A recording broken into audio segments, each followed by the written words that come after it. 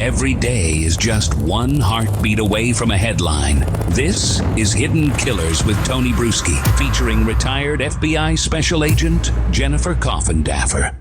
Let's take a look at some of that testimony of Robert Tellis on the stand. This is him basically denying everything that has been presented to him thus far. Let's take a look.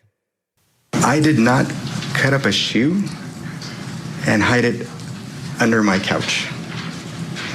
I did not cut up a hat and put it in an open door of my toolbox.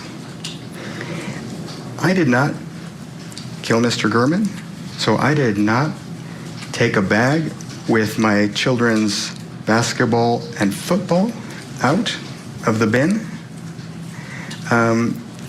and use it during the commission of a murder.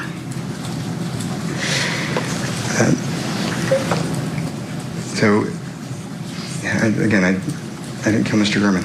I am not the kind of person who would stab someone. The objection was sustained. Okay. So, I've never beat anybody up. I've never killed anybody.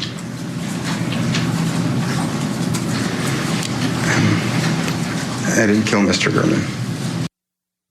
What do you make of that, especially his movements? He's one of the shiftiest people that I've seen on the stand. He's a pain in the ass to edit, to keep in frame, because he's constantly, he's over here, he's over here, he's down here, then he's up here, and he's saying the same things over and over.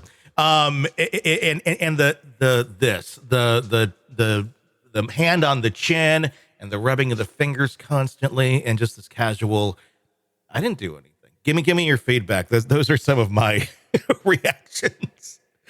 I'm going to put it in a nutshell. Yeah. He's not a good liar. No. He just isn't. They actually need to use this in interrogation classes to teach some of the things to look for, because he pretty much wraps it up with his lack of eye contact, with, as you called it, shiftiness, rubbing the fingers, rubbing his face, looking down at critical times when he's talking about he doesn't, commit murder and he didn't commit murder. He's just a bad liar. But I think he thinks he's a good liar. Yeah. He definitely does. It may not be that he believes his lies, but he believes other people will believe his lies.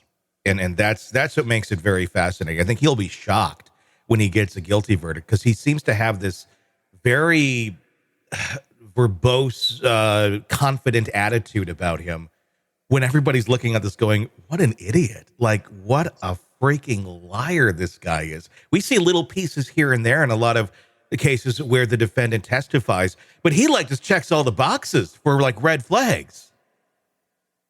He does check all the boxes. And, there was something very interesting early on in his testimony. Do you recall when he was checking off, if we're talking about checking off boxes, all the things that he had taught himself? He definitely wants to show how he's a self-made man. He, went into real estate. He's been a mechanic. He's done all sorts of jack of all trades sort of work. And then, online, got his law degree. And it was very interesting because he segued right into talking about how whoever did this murder was taught. Yes. In other words, they knew to go for the, how they chose to stab him in the heart and slice his throat up. And I was thinking, geez, you've just talked about how you taught yourself how to do everything under the sun.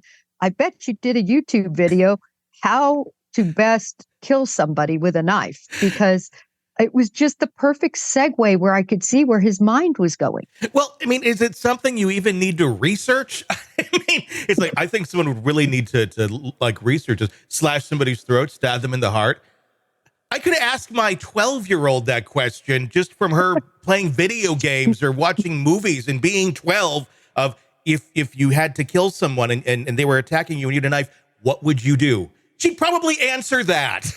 It's just it's a common sense type thing. How do you end someone's life if you need to? Not if you want to go kill someone, but if you're being attacked or something, where would be some good spots to go? It's not hard. No, you're right. It's absolutely intuitive, I suppose. If you have a knife, heart and neck would be the good places to start. But it was that whole segue from being self-taught. And then it just made me think, I think he planned it in his brain. He taught himself in his brain. He had a plan when he approached Mr.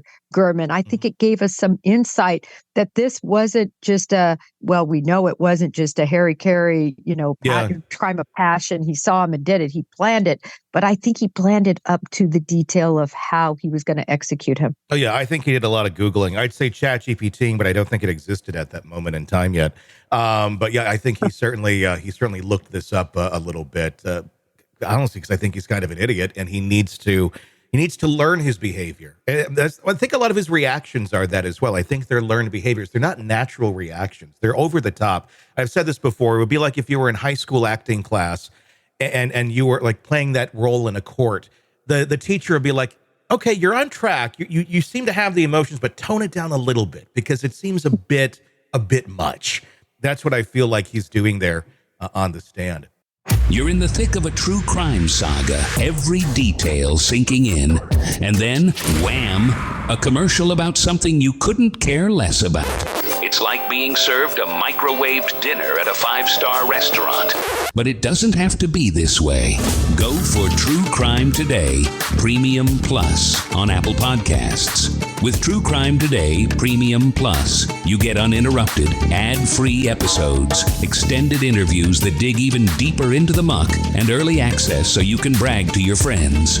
It's like ordering the secret menu at a crime buffet. So, search for True Crime Today Premium Plus on Apple Podcasts, subscribe, and savor every twisted detail without interruption.